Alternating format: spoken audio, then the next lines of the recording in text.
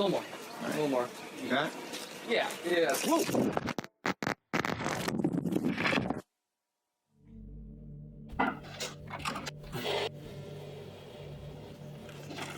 L'élément terrifiant vient de l'idée de s'y retrouver sans pouvoir s'échapper. Piégé dans un labyrinthe de couloirs sans fin éternel, il n'y a pas de sortie et toute personne qui se trouve dans ces dimensions y sera confinée à jamais. Il y a aussi le détail supplémentaire qu'il y a des autres, ou d'autres choses d'une nature apparemment un peu malveillante. Chaque moment où vous restez à l'intérieur, vous courez le risque de rencontrer l'un de ces habitants de l'autre lieu. Vous êtes-vous déjà retrouvé dans une pièce sans fenêtre, éclairée par des lampes fluorescentes ? Peut-être la pièce n'avait-elle rien d'autre qu'une odeur de moisi et un tapis jaunâtre délavé ? Et si tout ça vous semble familier, vous êtes peut-être tombé sur l'une des backrooms. En effet, il existe un endroit en dehors de la réalité dans lequel, si vous faites pas attention, vous pouvez en quelque sorte vous glisser, ou no-clip d'après la terminologie. Et bref, les backrooms sont pluriels, elles s'étendent à l'infini. Pour autant qu'on le sache, une fois qu'on y a atterri, il est peu probable qu'on en reparte un jour.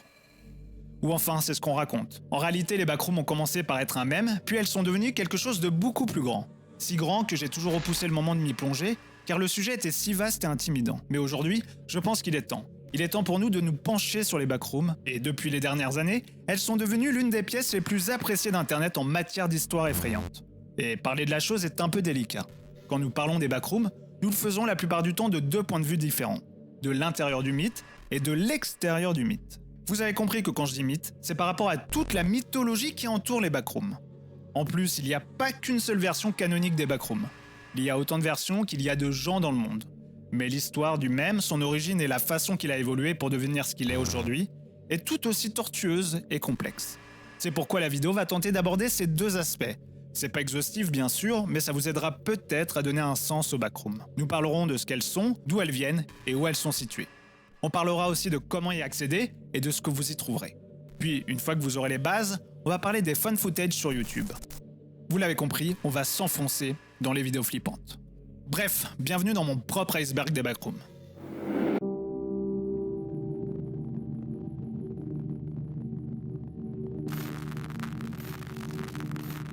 Comme d'habitude, n'hésitez pas à mettre un commentaire, à liker ou à vous abonner pour soutenir la chaîne, car je passe des dizaines et des dizaines d'heures sur chacune de mes vidéos. J'espère que vous êtes bien installés, n'oubliez pas de mettre votre chapeau en aluminium. On est parti dans l'exploration des backrooms.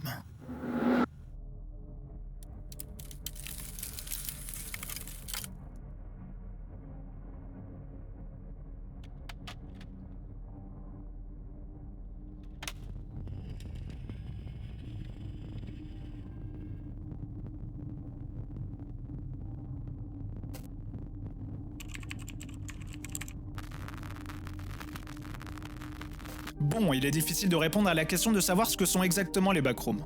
En gros, c'est un espace qui existe en dehors de la réalité, et donc il se comporte pas comme nous attendons habituellement des espaces. Ils s'éternisent, ils tournent en boucle, ils se tordent, ils tournent, ils se retournent sur eux-mêmes. Ils se déplacent et ils font toutes sortes d'autres choses que, d'après nous, ils devraient pas faire. Et je parle toujours d'espace. On dit qu'ils couvrent 600 millions de kilomètres carrés, mais c'est peut-être qu'une estimation. Voire même une analogie pour que notre esprit humain puisse comprendre l'ampleur stupéfiante de leur taille. Les mesures de longueur et de superficie sont pas nécessairement les mêmes que sur notre plan d'existence habituel. Le temps, lui aussi fonctionne différemment dans les backrooms. Ça semble être un instant, mais c'est peut-être une éternité, et vice-versa. Ok, les backrooms ressemblent souvent, mais pas toujours, au pire immeuble de bureau que vous ayez jamais vu. Elles sont principalement constituées d'un dédale de pièces et de couloirs, et les chambres et les couloirs sont généralement dépourvus de mobilier, même si une chaise à un bureau solitaire puisse apparaître occasionnellement. Mais bon, ce ne sont pas toujours des immeubles, car parfois elles ressemblent à toute autre chose. Parfois elles sont industrielles, faites de béton et remplies de tuyaux et de condensation. Et parfois elles ressemblent à quelque chose de complètement différent, un vieil hôtel, un bureau, une salle de jeu, voire un parking. Mais tant que vous êtes dans cette vidéo, tout est réel, même si c'est pas le cas. En d'autres termes, les backrooms n'existent peut-être pas en un lieu physique réel, mais vous profiterez au maximum de l'expérience, de l'immersion, si vous suspendez volontairement votre incrédulité. Donc, pendant toute cette vidéo, considérez-les comme réels, et quand vous les lisez, les écrivez, considérez-les comme réels. Si vous connaissez la fondation SCP, vous noterez sûrement quelques similitudes entre son fonctionnement et celui des backrooms. Ce sont des projets de fiction collaboratifs à grande échelle. Ils utilisent des wikis qui fonctionnent comme des hubs autour desquels l'histoire peut se rassembler. Et au moins 2 wikis servent de dépôt pour le mythe des backrooms. Et le wiki fandom a été le premier à voir le jour. Mais à cause de son manque de modération, il est facilement et fréquemment vandalisé et donc de plus en plus considéré comme non canon. Le second, Wikidot, est largement accepté comme la version canonique maintenant. Ça dit, le canon Wikidot est pas le seul canon backroom qui existe. Et donc en ce sens, les backrooms ressemblent moins à la fondation SCP. Disons qu'ils se rapprochent plus du mythe de Slenderman. Pourquoi ? Car il existe essentiellement un nombre infini de canons backroom. Les seules limites à ce que les backrooms peuvent englober, ce sont ce que vous pensez personnellement. Mais la plupart de ces différents canons partent de l'un des 3 points de vue principaux. Ces points de vue qui sont tous basés sur la façon que vous voyez le système de niveau des backrooms, c'est-à-dire la structure des backrooms. Bien sûr, je détaillerai ces 3 niveaux de pensée un peu plus tard dans la vidéo.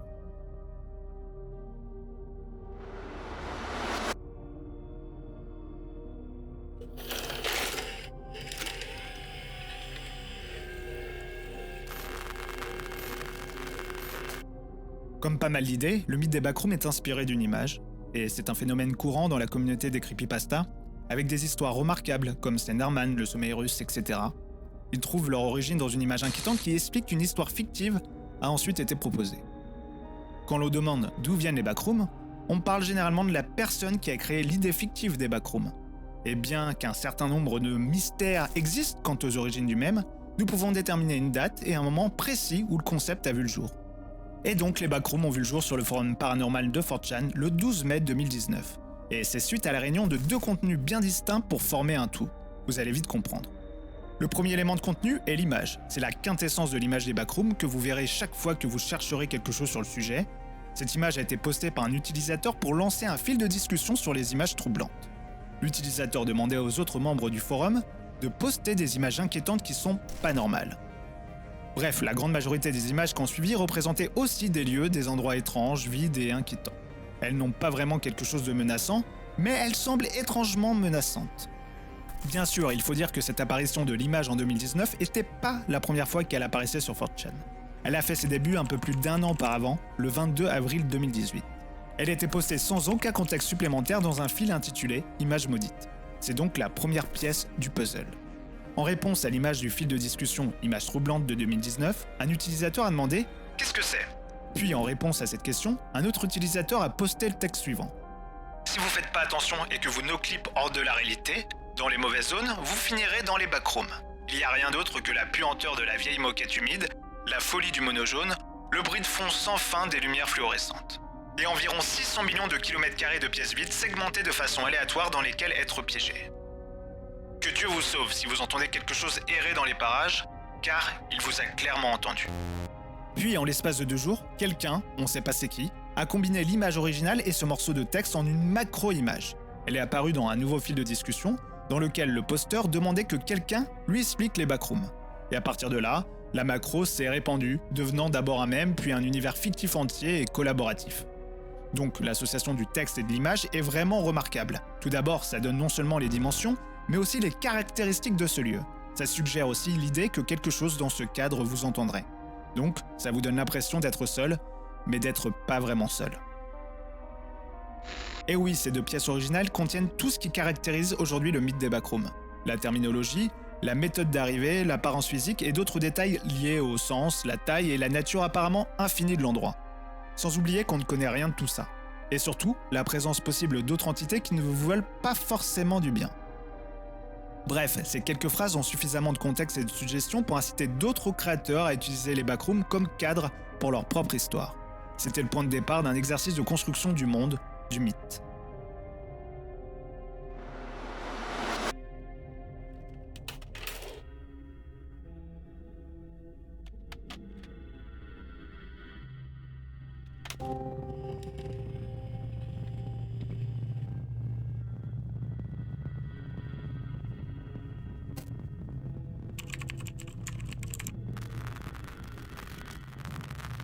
Bien que l'idée n'en soit qu'à ses débuts, les backrooms se sont déjà scindés en différents camps. Et ils fonctionnent presque comme les dénominations d'une religion. Elles parlent des opinions sur ce que sont précisément les backrooms, leur nature, leur structure et même leurs occupants. Les contributeurs se regroupent autour et acceptent des paramètres qui correspondent à leur propre définition ou croyance, que ce soit sur les backrooms, leur mode de fonctionnement, mais aussi du rôle que devrait jouer la communauté collaborative. Et ces dénominations peuvent être divisées en 3 grands camps. Le premier système du subreddit True Backrooms. raconte qu'il n'y a pas de niveau, juste les backrooms. Ce système raconte que tout ça est considéré comme le niveau X dans les backrooms. Tout fait partie d'un grand ensemble. En gros, vous n'avez pas nécessairement besoin d'aller plus loin. C'est un système plus dépouillé et moins impliqué que les 2 autres dont je vais parler. Bref, ils sont moins préoccupés par le potentiel de construction du mythe, ils sont plus focalisés sur les émotions comme le sentiment de malaise et la combinaison initiale de l'image et du texte. Je parle du même. Donc, d'après eux, la création de niveaux supplémentaires, l'explication des différentes pièces et des éventuels habitants des arrière-salles, des backrooms, rendrait les choses beaucoup trop explicites. Ça rendrait les choses trop complexes et difficiles à gérer. Pour ces contributeurs, c'est l'uniformité sans fin, l'échelle inimaginable et l'existence inexplicable des backrooms qui est terrifiante en soi. Les autres ajouts sont des embellissements un peu superflus. En gros, c'est le fameux dilemme constant dans le monde de la littérature et du cinéma d'horreur. Ça concerne la quantité exacte de l'entité ou de l'idée malveillante à montrer pour que l'histoire soit la plus efficace possible. Donc, leurs discussions et leurs messages s'articulent autour de l'idée qu'il n'y a pas de niveau, mais simplement les backrooms. Les 600 millions de kilomètres carrés sont suffisamment spacieux pour ne pas avoir ajouté des niveaux et des structures supplémentaires. Pour résumer, les idées qu'ils postent et les images sont destinées à recréer le même sentiment de malaise que le premier message. Et beaucoup affirment que les créations horrifiques les plus touchantes sont celles qui sont simplement suggérées. Celles sur lesquelles les détails sont rares. Ça permet au lecteur de remplir les blancs, en quelque sorte. Et il est intéressant de parler que ce groupe semble également s'opposer à l'ajout d'entités. Presque parce que nommer, identifier ou catégoriser la présence évoquée dans le message initial reviendrait à lui ôter son impact.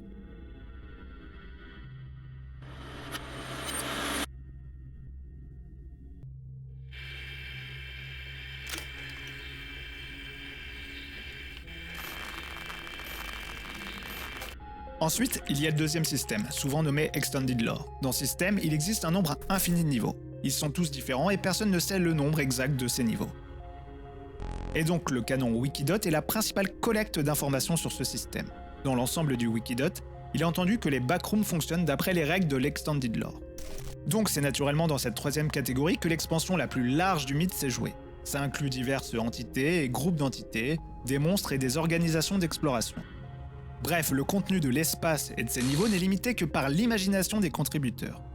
Mais encore une fois, la beauté des backrooms, c'est tout ce qui est permis avec elle. Le subreddit The Backroom encourage les 3 systèmes. Il encourage à peu près tous les systèmes qui en découlent, tant que c'est pas une blague et un shitpost évident. Oui, les backrooms sont ce que vous voulez, ou ce que vous avez besoin qu'elles soient. Bon, si vous avez aimé l'idée générale que les backrooms aient différents niveaux et soient remplis d'entités, et si vous appréciez aussi la simplicité de la philosophie horrifique du premier système, alors vous pourriez peut-être être intéressé par le système à 3 niveaux. C'est une sorte de compromis entre les deux. Vous trouverez des entités et des niveaux à explorer, mais pas à l'échelle de ceux que l'on trouve dans l'Extended Lore. Ici, les règles sont simples, les 3 niveaux deviennent progressivement plus dangereux, et plus vous vous enfoncez, plus vous avez de chances de trouver des êtres d'un autre monde qui rôdent autour de vous. Il semble pas y avoir de salles, de personnes d'intérêt, de groupes, de factions, donc ça simplifie énormément les choses. Ça dit, même dans ce système, il existe des personnes qui sont pas vraiment d'accord sur l'idée des niveaux, c'est-à-dire leur nombre exact et leur nature. Comme vous vous en doutez, ce système indique qu'il y a 3 niveaux dans les backrooms. Le premier niveau est la quintessence de l'environnement des backrooms. Ce sont des couloirs jaunes, une moquette crasseuse et des lumières qui bourdonnent, et surtout, un labyrinthe monotone infini. Le deuxième niveau, qui est plus sombre et plus dangereux que le premier, semble être beaucoup plus industriel. Et le troisième niveau, qui est encore plus sombre, est vraiment le plus industriel et le plus dangereux des 3. Donc c'est un niveau où il est presque certain de mourir si vous y descendez. Bref, il existe bien sûr de nombreux sites sur lesquels la mythologie des backrooms est acceptée, sans tenir compte des opinions sur ce qui est canon ou ce qui ne l'est pas. Mais bon, l'interaction entre ces 3 points de vue et la possibilité infinie rendent le mythe des backrooms difficile à cerner. Bref, peu importe ce que vous déterminez comme étant votre propre canon personnel, il y a de fortes chances qu'il y ait une communauté en ligne qui partage les mêmes idées que vous.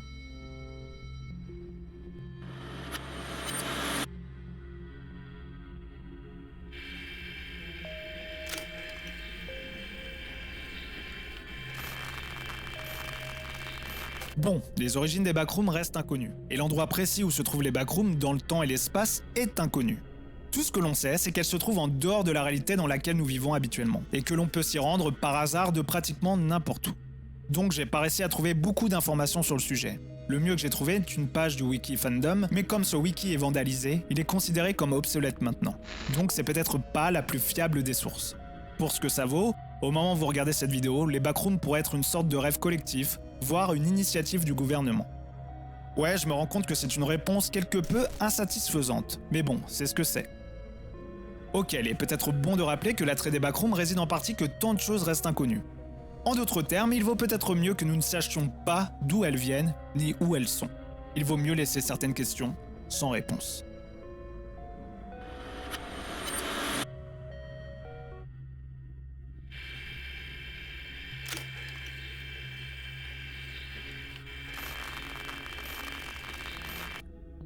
Bon, l'accès au backroom se fait par NoClip. C'est un terme qui vous est sûrement familier si vous passez pas mal de temps à jouer à des jeux vidéo. Conçu à l'origine pour être utilisé par les développeurs comme un moyen rapide de tester les jeux, il a gagné en popularité dans les années 1990 pour tricher. Je veux dire que le joueur peut se déplacer entre les niveaux d'un jeu sans avoir à terminer le niveau en cours de façon conventionnelle. Donc dans les années 90, si vous entriez dans le mode de débogage d'un jeu avec sa console de développement, vous pouviez entrer un code qui activait le mode NoClip. Ce mode vous permet donc de passer les niveaux de façon extrêmement littérale. Avec le mode NoClip activé, le personnage du joueur peut littéralement traverser les murs et les objets solides. Donc c'est essentiellement un processus qui désactive la détection des collisions. Dans le cas des backrooms, l'idée serait qu'un être humain puisse donc NoClip de la réalité et entrer dans une autre dimension. Si l'on considère que certains physiciens pensent qu'il existe des dimensions multiples, voire infinies, et que certains avancent même que notre réalité pourrait être une simulation, donc c'est une idée terrifiante qui a un grand potentiel comme outil de narration. Toujours dans le contexte des backrooms, le terme s'applique donc à des humains réels qui traversent des murs, des objets solides et même d'autres éléments environnementaux. Ils passent de la réalité du monde réel à la non-réalité des backrooms. D'où la fameuse expression « no clipping out of reality ». Mais c'est encore le bordel, car il n'y a pas une seule façon de déclencher le no-clipping. La plupart du temps, il se produit tout simplement sans raison précise et sans que la personne puisse le contrôler. Mais on dit parfois qu'il a plus de chances de se produire si vous et la zone dans laquelle vous vous trouvez remplissez certaines conditions. Par exemple, l'Extended Lore affirme que les murs des bâtiments abandonnés qui sont un peu plus sombres que d'autres sont susceptibles de no-clip. Les portes qui mènent nulle part et qui sont placées au hasard, pareil. Et les zones qui semblent tout simplement étranges avec un faible bourdonnement, même débat. Encore mieux, certaines personnes ont découvert que le rêve lucide peut être utilisé pour accéder aux backrooms. Quoi qu'il en soit, une fois que vous aurez atteint les backrooms, vous vous trouverez très sûrement au niveau 0. Et si vous avez bien fait vos devoirs, c'est uniquement pour ceux qui croient au système à niveau multiple.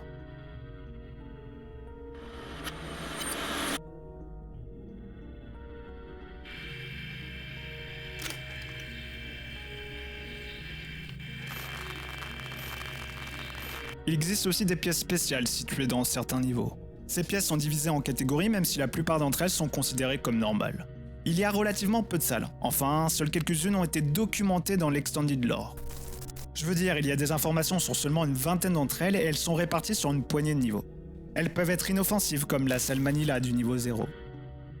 Elles peuvent être aussi des refuges et des endroits où vous pouvez vous approvisionner comme c'est le cas pour la chambre forte du commerçant au niveau 1. Elles peuvent être carrément hostiles comme le quartier général au niveau 11.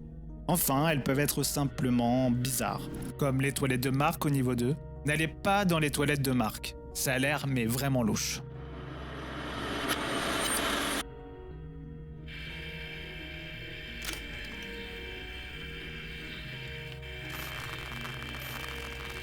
Ok, dans l'Extended Lore, il existe une infinité de niveaux. Certains sont connus et beaucoup d'autres non.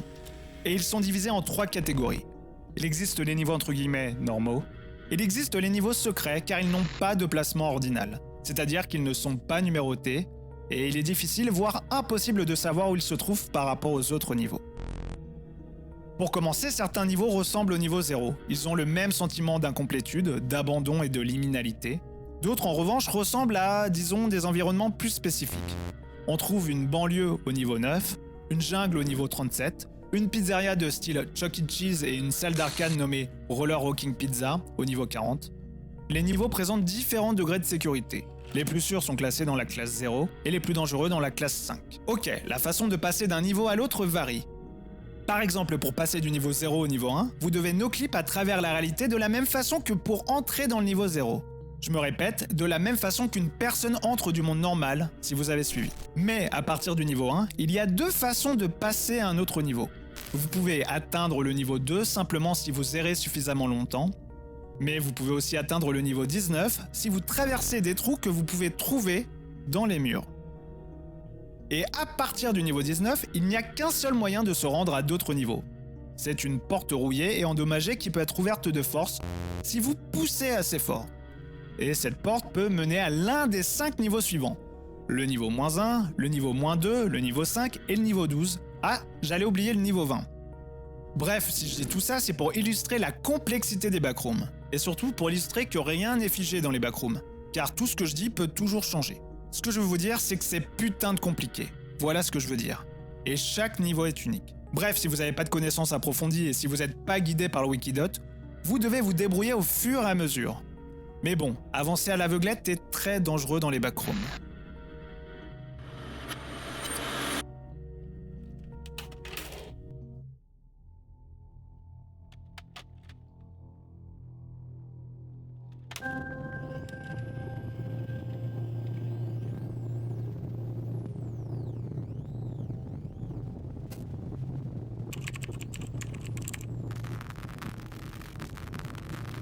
Pas mal d'influences sont à considérer sur l'univers des backrooms.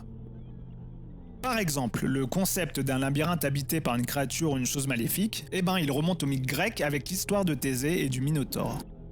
Pour résumer, le roi Minos construit un gigantesque labyrinthe par des dalles pour abriter la créature Mium Mitoro, alias le Minotaure, et les guerriers courageux entraient dans le labyrinthe, se perdaient et finissaient par être chassés et tués par la créature. Une autre influence évidente vient de Stephen King.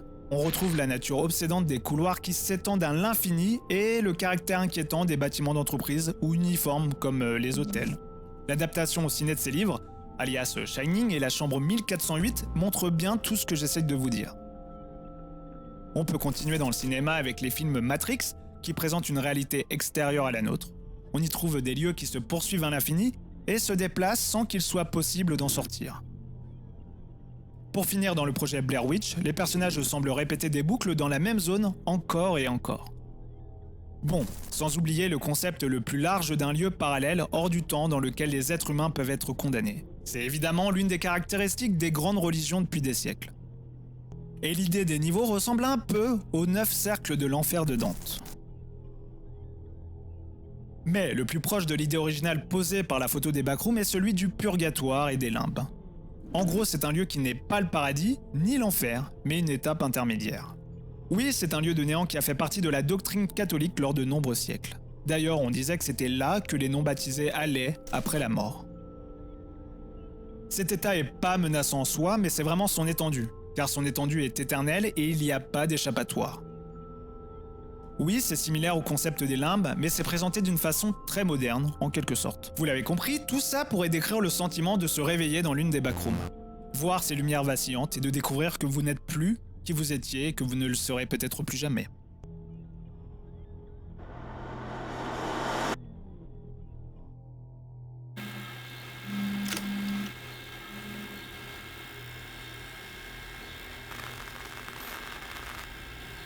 Il y a aussi quelque chose dans les backrooms qui évoque un univers post-apocalyptique, avec ses colonies rebelles et ses dangers imminents par exemple.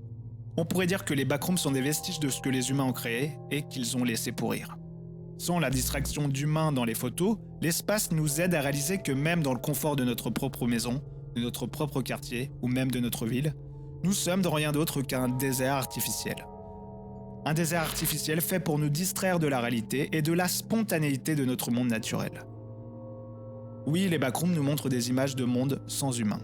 Mais ce monde est altéré en permanence par les cicatrices et les ruines que nous avons laissées. Donc, en plus d'avoir donné naissance à leur propre mythologie, les backrooms ont généré une sous-culture numérique sur les espaces liminaux. Les backrooms sont en effet des espaces liminaux.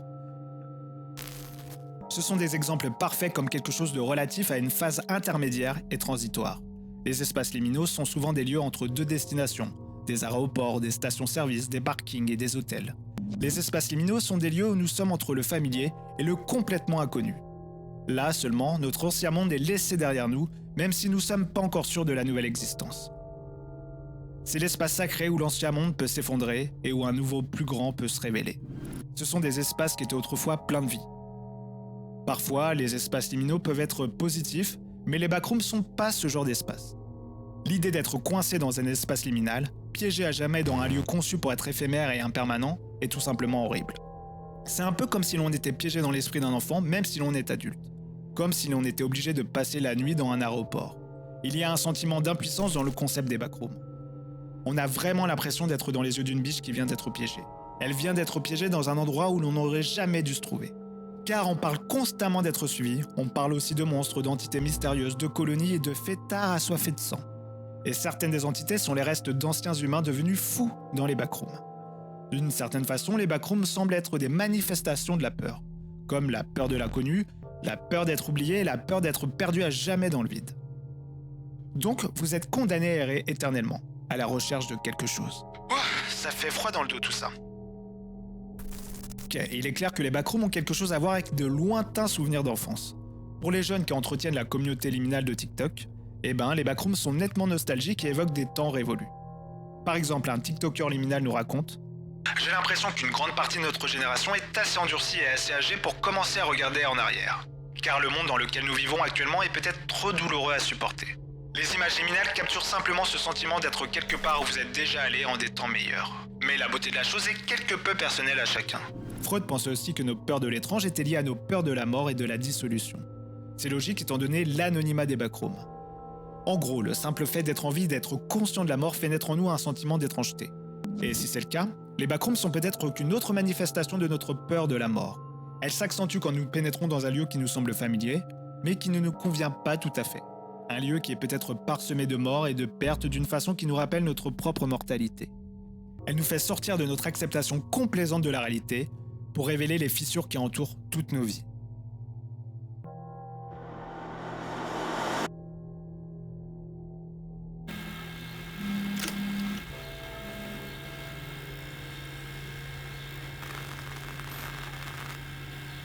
Et donc, à l'intérieur des niveaux et des pièces, on peut trouver d'autres êtres. Ils peuvent l'être, mais ils ne sont pas toujours des humains. Ils peuvent être seuls ou faire partie d'un groupe.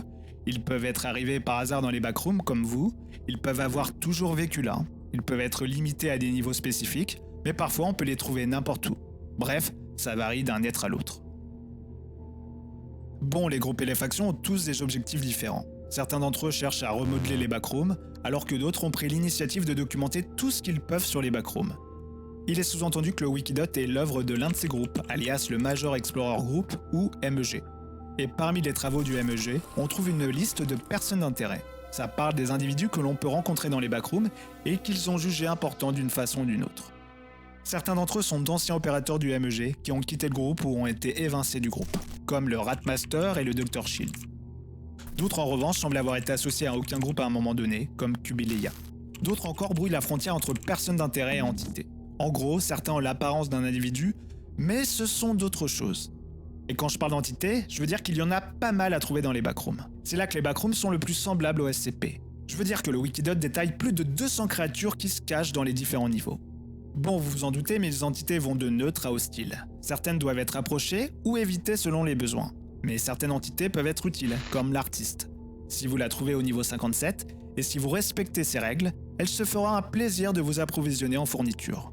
Encore mieux, elle vous montrera le chemin pour continuer votre route. D'autres par contre, disons que vous devez vous assurer de jamais vous approcher assez près pour les voir. Par exemple, les smilers, ils peuvent être trouvés à presque tous les niveaux. Donc si vous voyez un visage souriant à travers l'obscurité qui ressemble à quelque chose qu'un enfant aurait pu dessiner, bingo, il est préférable de reculer lentement, silencieusement, car ils attaquent quand les vagabonds paniquent et qu'ils font du bruit.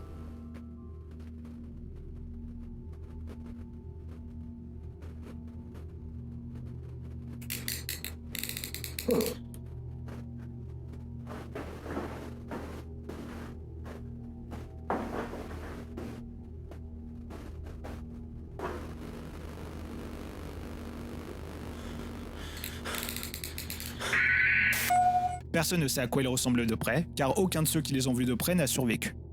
Vous devrez aussi éviter les fêtards, alias les partygoers. Ils sont particulièrement rusés dans leur façon d'attirer leur proie. N'allez pas au niveau fun par exemple. Ne vous approchez pas des ballons que vous pourriez voir flotter dans les backrooms. Ne vous approchez pas des confettis au niveau 188. Et surtout ne faites pas confiance à une page du Wikidot qui comporte un smiley comme celui-ci. Oui, les fêtards ont réussi à accéder à la base de données du MEG et aiment, on peut le dire, améliorer les choses. Et s'ils vous attrapent, vous deviendrez l'un d'entre eux en l'espace d'1 heure. Et après ça, il n'y a pas moyen de vous sauver. Maintenant qu'on a parlé des origines à l'intérieur et à l'extérieur du mythe, maintenant qu'on a parlé des influences artistiques et philosophiques des backrooms, et maintenant qu'on a parlé des différentes écoles de pensée et de leur système, vous êtes désormais prêts à passer à l'étape supérieure, les fan footage. Accrochez-vous.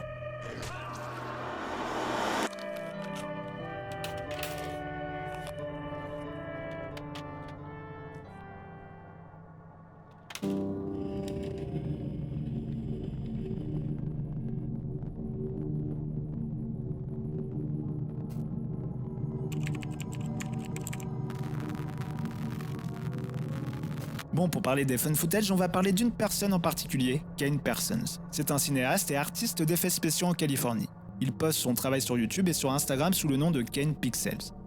Pourquoi je vous parle de lui? C'est parce que son court-métrage Backroom a été universellement salué pour ses capacités techniques, son style artistique grandiose et ses frayeurs bien conçues. Tout ça est encore plus impressionnant quand on sait qu'il n'avait que 16 ans lors de sa sortie. Le niveau de finesse que l'on observe ici est comparable à celui que l'on attendrait d'un professionnel. La morale de l'histoire: jamais sous-estimer des adolescents talentueux s'ils ont accès aux bons outils et à l'espace nécessaire pour être créatifs. Bref, ce que Kane a fait, c'est d'exploiter les meilleures parties du concept tout en construisant son propre lore.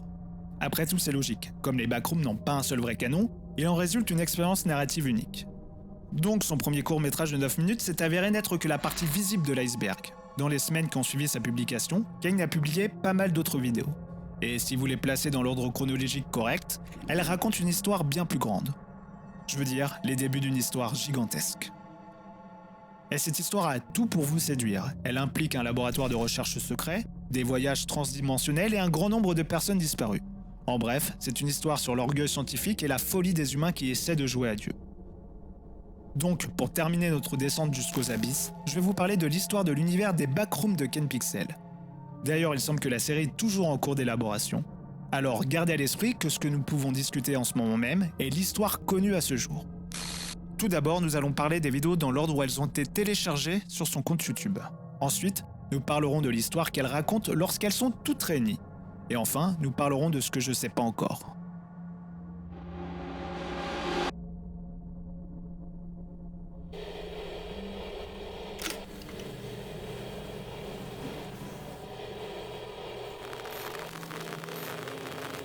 Ok, l'intrigue de Backroom Fan Footage est relativement simple. La vidéo de 9 minutes suit un cinéaste adolescent nommé Kane. Il no-clip hors de la réalité se retrouve dans l'espace liminal connu sous le nom des Backrooms. Il a une caméra avec lui car ses amis et lui tournaient un film lorsqu'il s'est glissé dans les Backrooms. Il était le caméraman de la production et l'avait littéralement dans les mains quand le no-clip s'est produit.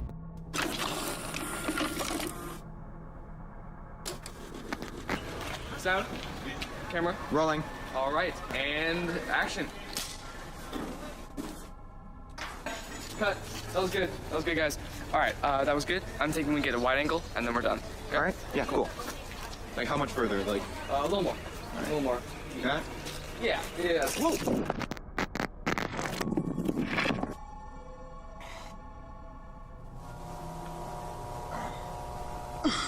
Donc il est capable d'enregistrer tout ce qu'il voit pendant son séjour. Bien sûr, il va apprendre qu'il n'est pas seul dans ces couloirs jaunes. Il y a une sorte de créature avec lui et elle n'est pas très amicale. Hello? Hello? Hey guys. What is this?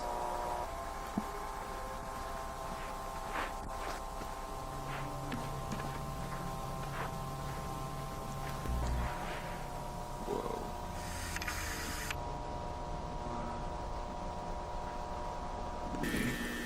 Okay.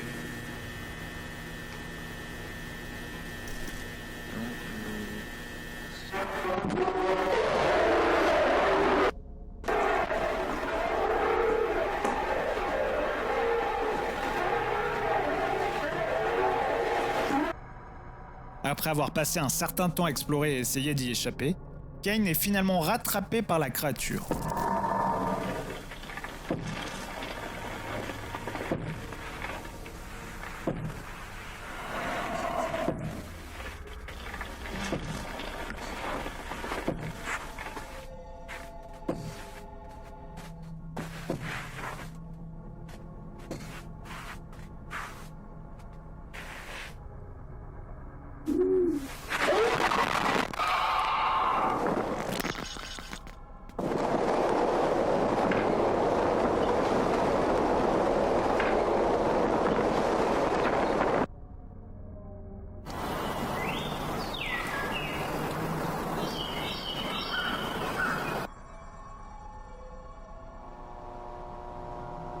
Ouais, elle le pousse à travers un trou dans le sol.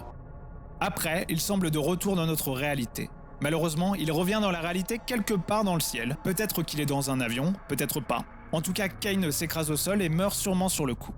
Donc la caméra atterrit sur le côté, suffisamment intacte pour continuer à enregistrer pendant quelques minutes, avant que la vidéo ne s'arrête définitivement. L'histoire peut paraître simple, mais elle nous en apprend pas mal sur son fonctionnement. Tout d'abord, nous apprenons à quoi ressemble l'expérience de se glisser dans les backrooms. C'est-à-dire que cette première vidéo établit les règles du monde. Cette version des backrooms reprend à peu près tout ce qu'on trouve dans l'image et le texte qui ont permis de créer le même. Les backrooms de Kane nous offrent tout ça, du no-clipping jusqu'au quelque chose qui se promène dans l'endroit. Mais nous apprenons rapidement que cette version des backrooms semble suivre l'un des 3 principaux systèmes.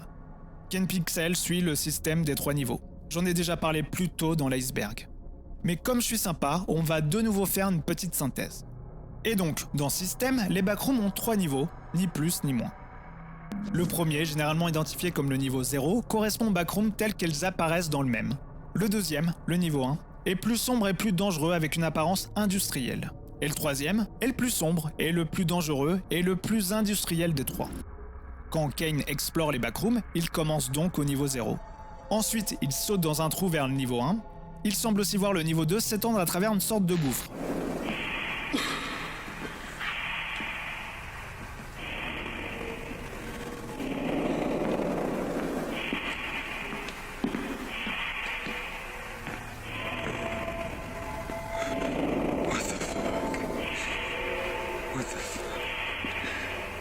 This isn't real.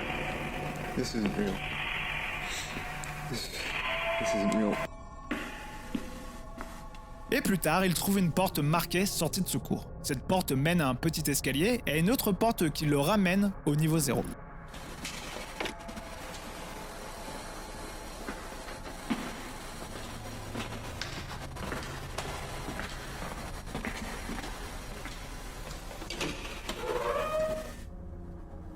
You gotta be kidding me. Bref, au-delà des règles de fonctionnement, sa série nous présente aussi un ensemble de conventions. Toutes ces vidéos commencent par le mot backroom, et elles se poursuivent par une courte phrase qui détaille le contenu. Les dates dans la description indiquent de façon précise la place des vidéos dans la chronologie. Et le contenu des vidéos documente les épisodes importants qui se produisent dans le cadre de l'intrigue principale. Pour revenir à notre vidéo, cette vidéo indique le 23 septembre 1996. Mais c'est pas aussi simple que ça, car le clap utilisé par l'équipe de tournage est daté du 4 juillet, avec une année difficile à lire. On peut estimer que c'est dans les années 90, car on voit un 9. Pourquoi je vous dis tout ça? Car les dates sont très importantes dans cette série. Il est devenu évident que la narration n'est pas linéaire. Les vidéos n'ont pas été mises en ligne de façon chronologique. Et donc, les événements de Backroom Fan Footage sont les derniers à se produire dans la chronologie jusqu'à présente. Mais il y a toujours une raison de commencer par la fin d'un récit. Oui, l'épisode constitue le meilleur point d'entrée possible dans l'histoire, car il nous fait découvrir les principes fondamentaux des backrooms. En gros, il nous permet de voir tout ça dans un épisode ciblé et autonome. Maintenant, jetons un coup d'œil aux autres vidéos dans l'ordre où elles ont été téléchargées.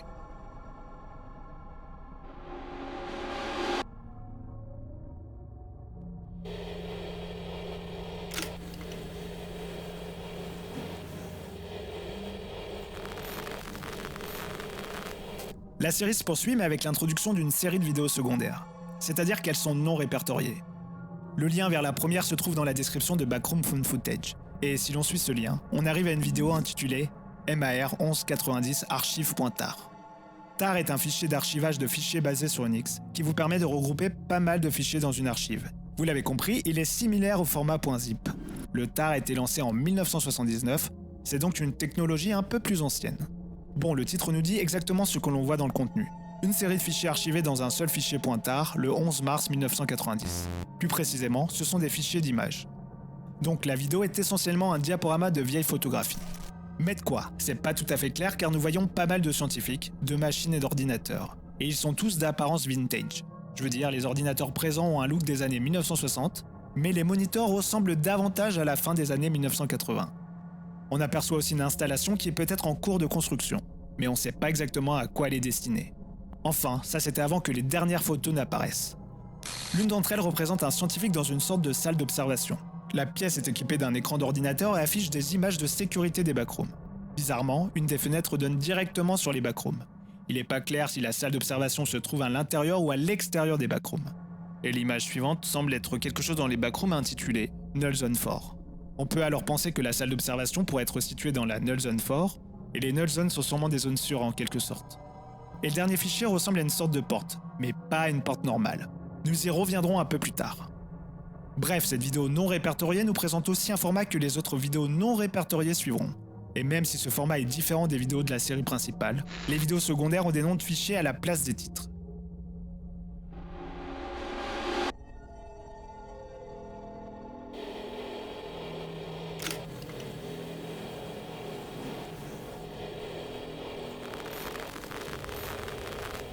Le téléchargement suivant est Backroom The Third Test, avec la date du 2 juillet 1988.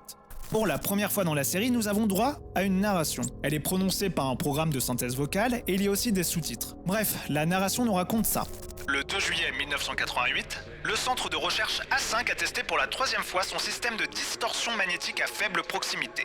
Les détails qui concernent les résultats de l'expérimentation n'ont pas encore été communiqués. Lors d'une conférence de presse tenue en avril 1988, Van Beck, vice-directeur de la fondation A5, a décrit l'intention de ces tests.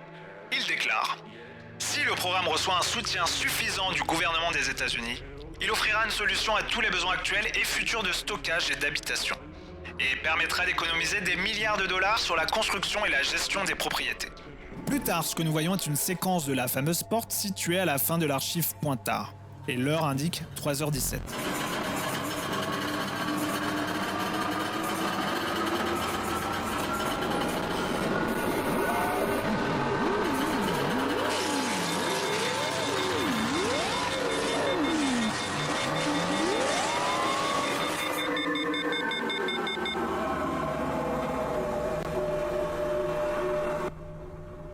Tout d'abord, la porte est immobile, mais l'espace au milieu du cadre de la porte commence à se déformer. Après, nous voyons une lumière jaune brillante s'allumer au centre de la porte avec des étincelles jaunes autour du cadre. Enfin, la porte revient à son état immobile. Ok, on sait maintenant que les images de l'archive Pointard proviennent de cette fondation de recherche, A5, et de ses installations. Bref, A5 étudie les backrooms et elle espère exploiter leur qualité unique à des fins pratiques. Leur but est donc d'essayer d'ouvrir l'accès aux backrooms. Ils tentent de créer un chemin avec une porte qui peut être utilisée pour entrer et sortir à volonté. C'est carrément pratique car ça évite de devoir no-clip un peu au hasard. Et pour réaliser tout ça, ils ont forcément besoin de fonds publics pour poursuivre leurs études et leurs tests. La vidéo est donc le 3e test.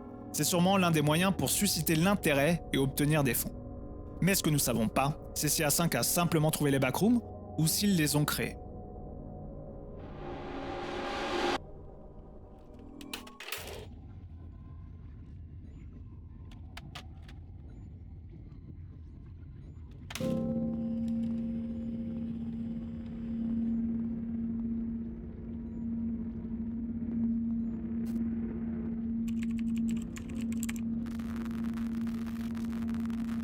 Ok, on enchaîne sur la vidéo Backroom First Contact qui porte la date du 17 octobre 1989. Et dans cette vidéo, A5 effectue le 6e test de son système de distorsion magnétique à faible proximité.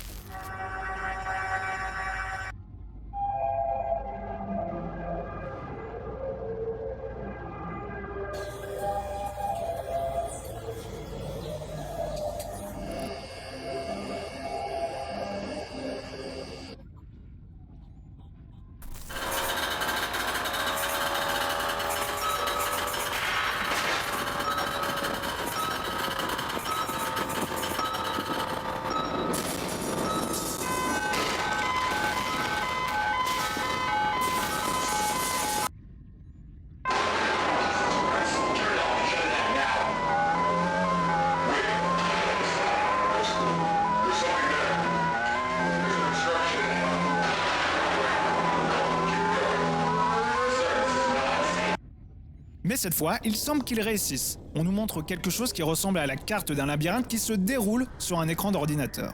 Et quand la poussière se dissipe, nous découvrons que nous pouvons voir à travers la porte dans un labyrinthe de couloirs jaunes. Et la vidéo se termine avec les scientifiques qui s'aventurent à travers la porte.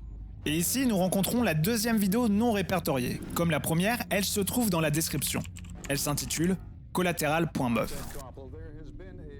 C'est une séquence d'informations sur un important tremblement de terre. Mais si on creuse, on s'aperçoit que la séquence est une séquence d'actualité réelle. Elle couvre le tremblement de terre de Loma Prieta. Ce séisme a frappé la côte centrale de la Californie le 17 octobre 1989.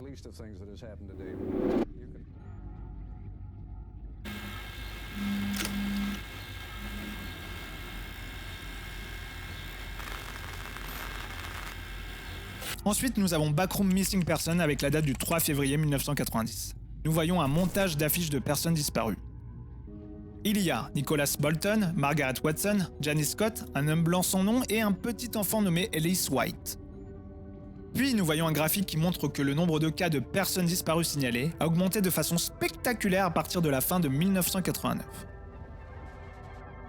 Enfin, nous voyons des images d'un petit groupe de personnes que nous supposons être des membres du personnel d'A5. Ils portent tous des combinaisons car ils sont en train d'explorer les backrooms. Et au cours de leur exploration, ils trouvent quelque chose de non prévu.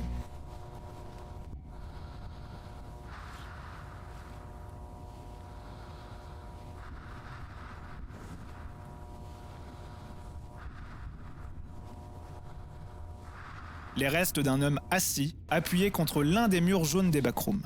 Mais c'est pas tout, il y a une sorte de matière organique, un champignon d'après eux. Il se répand sur les murs et sur le sol autour de lui. Après, un dernier message apparaît écrit à l'envers. Si quelqu'un, blâmez-le. Mais je ne sais pas à qui ce message fait référence.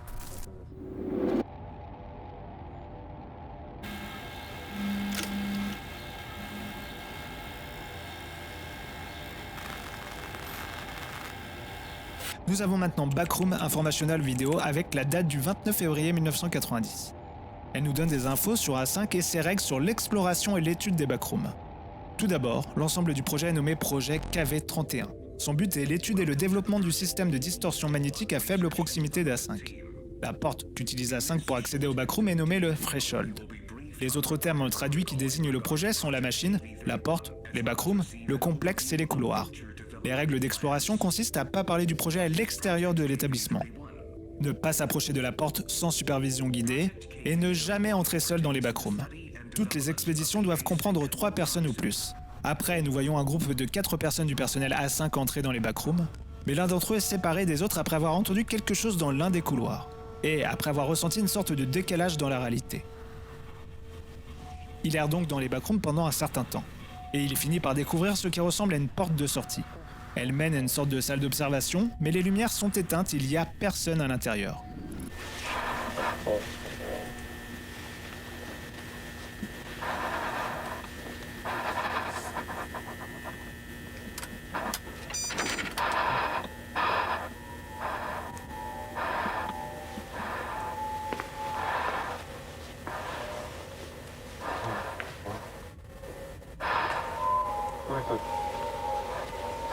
Hello?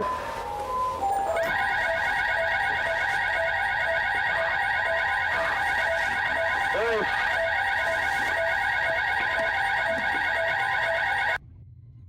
Une alarme retentit et la vidéo devient noire. Les dernières images nous montrent les schémas du projet KV31. D'ailleurs, il y a une info dissimulée qui concerne la date, le 29 février 1990. Je vous laisse quelques secondes pour trouver le truc bizarre.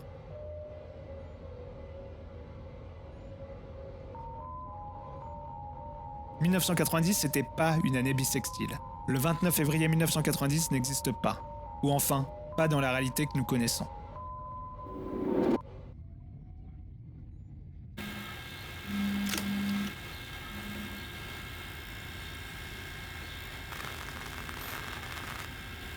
Mais attendez, c'est pas terminé. Vous venez de débloquer 3 vidéos supplémentaires.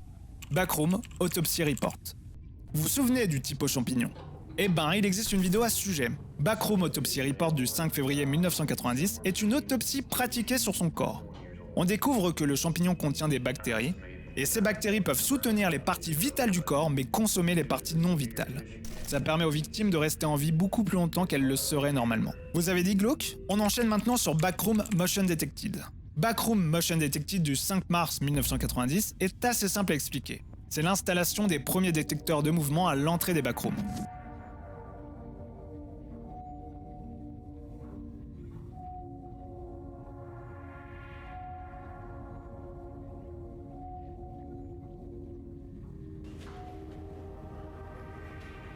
Et on trouve des images prises d'une étrange créature au loin.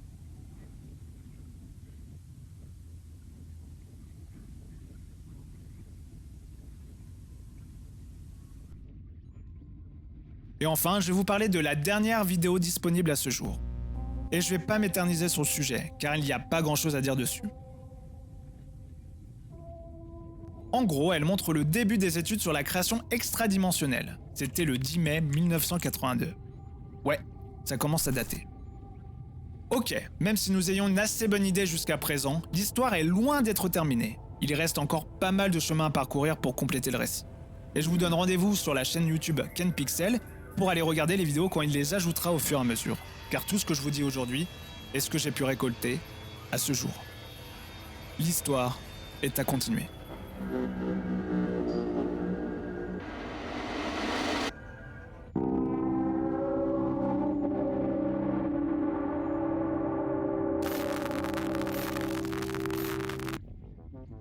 Donc, mettons tout ça dans l'ordre chronologique correct. Voici l'histoire de l'univers de Ken Pixels. Pour commencer, quelques temps avant la fin des années 1980, une organisation de recherche nommée A5 commence à étudier le phénomène désormais connu sous le nom des backrooms. Ils construisent une installation dans un endroit non divulgué dans ce but. Et en avril 1988, A5 rend ses recherches publiques lors d'une conférence de presse. Ils n'annoncent rien sur les backrooms, mais déclarent qu'ils ont développé un système de distorsion magnétique à faible proximité. Le but est de trouver une solution aux besoins actuels et futurs en matière de stockage et d'habitation. Ils ont besoin d'un financement du gouvernement pour continuer et ont donc effectué plusieurs tests. Le 2 juillet 1988 à 3h17, A5 effectue le 3e test de son système. Et les résultats du test n'ont pas été communiqués, mais il semble qu'ils n'aient pas encore réussi. Donc ils ont créé le cadre de la porte qu'ils espèrent utiliser pour accéder au backroom. Et ils ont même réussi à entrouvrir la porte, mais ensuite la porte se ferme. Pour continuer, le 17 octobre 1989 à 17h04, A5 effectue le 6e test. Au début, il semble que le système est en surcharge. On entend des ordres de l'éteindre, que c'est dangereux. Après, quelque chose apparaît et ça ressemble à une carte des backrooms. Et quand la poussière se dissipe, la porte est correctement ouverte pour la première fois. Donc, le test se termine par l'entrée des scientifiques dans les backrooms que nous connaissons. Mais simultanément au 6e test d'A5, le tremblement de terre de Loma Prieta frappe la côte centrale de la Californie. Et le tremblement de terre est énorme, sa magnitude est de 6,9. Il fait 63 morts, 3757 blessés et 6 milliards de dollars de dégâts, l'équivalent à 12,5 milliards de dollars actuels. Et ce qu'on peut penser, c'est une implication entre le test et l'ouverture des backrooms, ce qui aurait causé le tremblement de terre. Il est aussi possible que l'épicentre du séisme indique l'emplacement des installations d'A5. Bon, dans les années qui suivent le 6e test, le nombre de cas de personnes disparues signalées augmente considérablement. La seconde implication est que maintenant la porte des backrooms est ouverte en permanence et que toutes ces personnes disparues ont no-clip à l'intérieur. Et ils ont no-clip sans passer par la porte. Et bref, ils n'ont jamais pu retrouver le chemin de la sortie. Pour continuer, le 3 février 1990, A5 mène une exploration des backrooms. Et au cours de leur exploration, ils découvrent les restes d'un homme. C'est sûrement l'une des personnes disparues. Lui, le sol sur lequel il est assis, et le mur sont recouverts d'une sorte de matière organique. Peut-être une sorte de champignon, comme le disent les gens d'A5. Tout ça, c'est une nouveauté. Ils n'ont jamais rencontré ça avant. D'ailleurs, on ne sait même pas si A5 savent que des gens ordinaires se perdaient maintenant dans les backrooms. Bon, le 29 février 1990, A5 effectue une autre exploration des backrooms. Mais l'un des 4 membres du personnel est séparé des autres. Il entend quelque chose et s'engage dans un couloir. Mais lorsque celui-ci fait demi-tour pour demander si ses compagnons peuvent l'entendre, il y a une sorte de problème et soudain, il est seul. Mais finalement, il trouve une porte qui ressemble à une porte de sortie. Et lorsqu'il la franchit, il se retrouve dans une salle d'observation d'A5. Mais les lumières sont éteintes et la pièce est vide. Lorsqu'il parle, les lumières deviennent rouges et une alarme retentit. Enfin, on retombe sur nos pattes. Le 4 juillet 1990, un groupe d'adolescents tourne une sorte de film d'horreur quand leur caméraman, Kane, fait un no-clip dans les backrooms. Il explore le niveau 0, il est poursuivi par une créature, il saute au niveau 1, voit peut-être le niveau 2, puis se retrouve à nouveau au niveau 0. Caché, il trouve un trou carré dans le sol. La créature le trouve et le pousse dans ce trou. Donc il émerge des backrooms et revient à la réalité. Sauf qu'il tombe d'une sacrée hauteur et s'écrase sur le sol. Et le 23 septembre 1996, les images de Kane sont retrouvées par un inconnu. La plus grande question est de savoir si A5 a créé les backrooms ou si les backrooms existaient déjà. Je pense que les backrooms existaient déjà et qu'A5 les a simplement découvertes. Pourquoi ? Car le langage visuel de la série met tellement l'accent sur les portes et les sorties. Ça donne l'impression qu'A5 essaie d'ouvrir la porte de quelque chose qui existe déjà, et non de faire naître quelque chose de nouveau. Mais la carte qui apparaît sur les ordinateurs d'A5 après l'achèvement du test 6 peut être interprétée de deux façons. Soit la zone décrite par la carte existait déjà, et A5 a réussi à en ouvrir la porte, soit la carte représente la création de l'espace. D'ailleurs, il semble que la carte est générée de façon procédurale. Ça suggère que l'ensemble des backrooms, la carte, tout est littéralement en train de naître à ce moment précis. L'autre question est la suivante. La créature existait-elle déjà dans les backrooms, ou bien A5 a-t-elle créé la créature au cours de ses expériences ? Je pense pas qu'il est probable qu'A5 ait intentionnellement donné vie à la créature. Leur but, après tout, était de rendre les backrooms utilisables pour le stockage et pour la vie. Ça serait pas vraiment possible s'il y avait des créatures bizarres et hostiles dedans. Donc A5 a sûrement découvert les backrooms. Ils ont essayé de les exploiter et ils ont tout gâché en jouant avec des choses qu'ils pouvaient pas contrôler. Bref, ils ont ouvert les backrooms et ils ont provoqué un énorme tremblement de terre. On peut penser que leur porte vers les backrooms est peut-être ouverte en permanence. Ils ont peut-être aussi déchiré suffisamment l'espace-temps de la réalité pour que des personnes innocentes et involontaires s'y glissent et s'y retrouvent piégées. La deuxième question est de savoir quelle est la ligne temporelle de l'histoire. Je parle bien sûr du 29 février 1990, un jour qui s'est jamais produit pour nous. Est-ce que l'organisation A5 existe dans une autre ligne du temps ? Si c'est le cas, toute l'histoire se passe-t-elle dans cette ligne temporelle ou juste une partie ? D'ailleurs, cette ligne temporelle est peut-être la nôtre ou peut-être pas. Peut-être que toutes les lignes temporelles convergent vers les backrooms. Enfin, dernière question, qui dans la réalité de cette histoire met toutes ces images en ligne ? Dans quel but ? Ou comment ont-ils trouvé ou acquis ces images ? Quelle est sa relation avec A5 ou tout autre acteur de la série ? Quel est le but de tout ça ?